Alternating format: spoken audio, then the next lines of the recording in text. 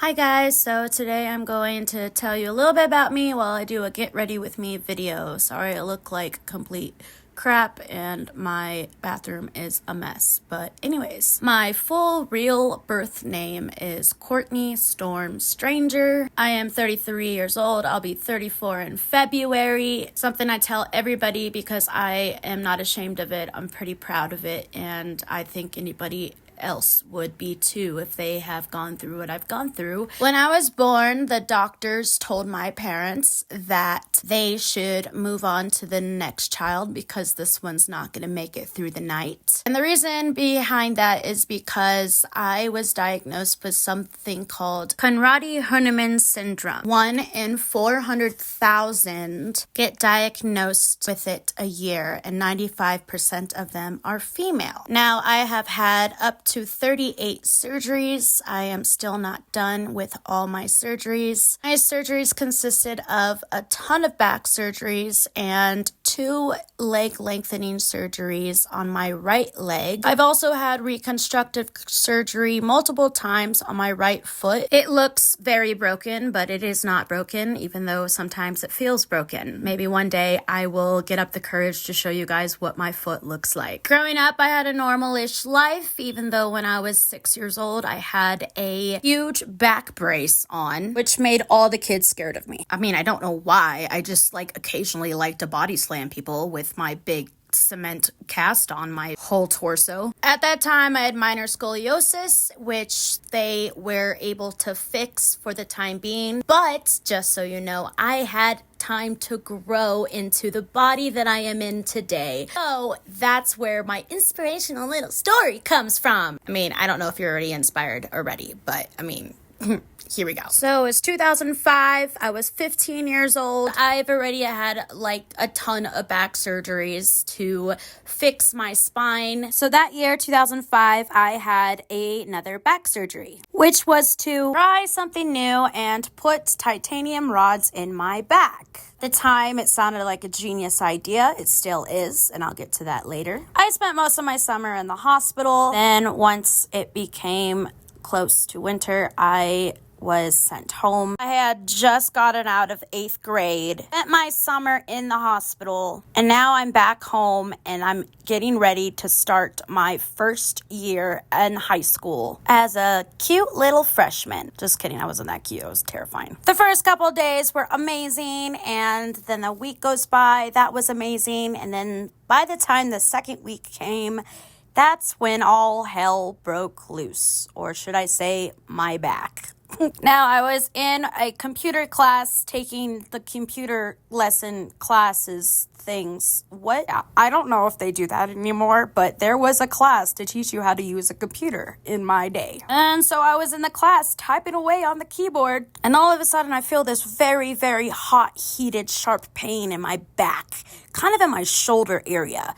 I didn't think anything of it because I'm kind of used to pain, so this kind of pain just felt like a pulled muscle. But no, honey, it was no pulled muscle. And at the time, the teachers and the principal and the school nurses, everybody knew what had happened the summer before, my situation, to keep a lookout if anything happens. So when I raised my hand to get the teacher's attention to tell her, oof, I'm in a bit of pain, this teacher took one look at me and automatically went pale, like she just saw a freaking ghost. She assigned somebody to take me down to the nurse's office, and that's what I did. I went to the school nurse, and she automatically turned pale as well. At that point, I'm just like, what is the big deal, bro? Haven't you seen a pulled muscle? Haven't you heard of a pulled muscle? This is not that big of a deal. Before you know it, my dad arrives. My dad, by the way, is my best friend. He has taken care of me my whole life and saved my life multiple times. Anyways, my dad comes and he has a look at my back, and he too was kind of startled by it. Didn't go pale. I mean, he sees some shit in his day, so this didn't scare him as much as it scared the little teachers and nurses. I then had to ask my dad what the big deal was, because everybody just looked like they'd just seen a ghost, and I want to see a ghost. I mean, that'd be cool, but I didn't see no ghost. Oh, what really happened was I had just broken my back, and the titanium rod was literally poking out of me. Not out of my skin, but you can see it popping out. So my dad then, of course, rushed me to the hospital. And at that time, I now have this thought in my head that my back is broken. So there comes the pain, and I'm screaming in pain. I ended up having an emergency surgery to fix it. They replaced the rods, do their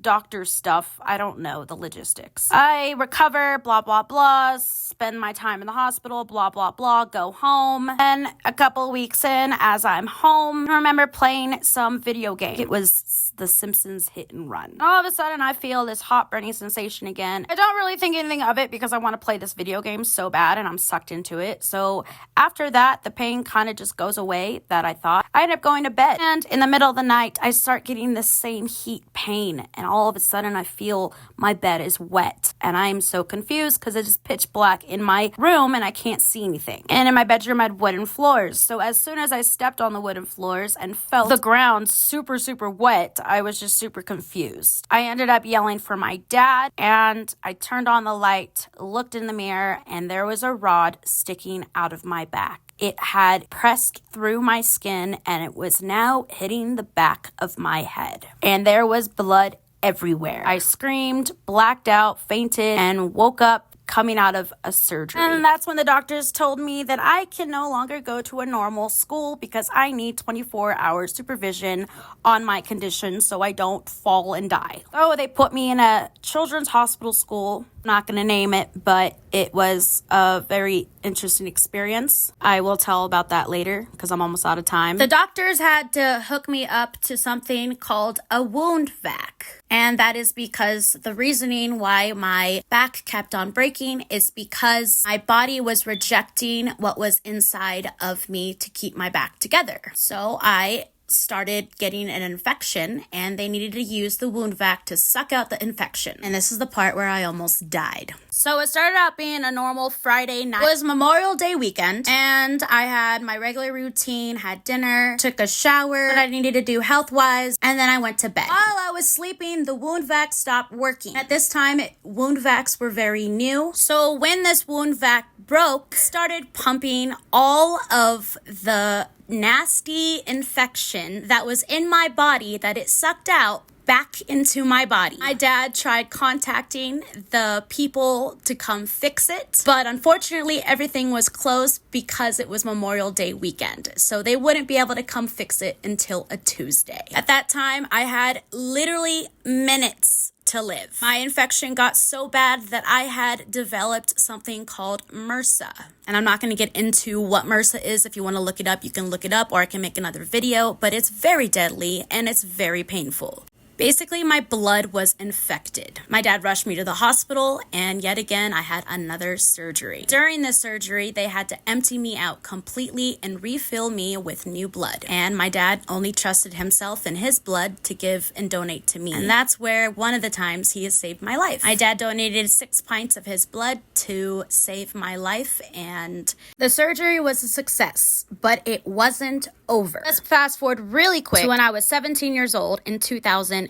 Up till then, I had a pretty healthy, fun, really normal experience with life. I had back pain here and there. In 2007, the doctors sat me down and explained to me that I needed to get a big reconstructive back surgery. And that's where I'm going to end this. My next video, I'll be talking about my 36th surgery, aka the big reconstructive back surgery that saved my life. Little incentive for you if you want to go watch my next video talking about my back surgery that saved my life. I'll just throw in there, it involved a very long coma that the Jonas Brothers woke me up from. Okay, that's it. Thank you guys for listening to this long ass story. I love you, and there's my makeup look. Oh, it's so basic. Okay, bye.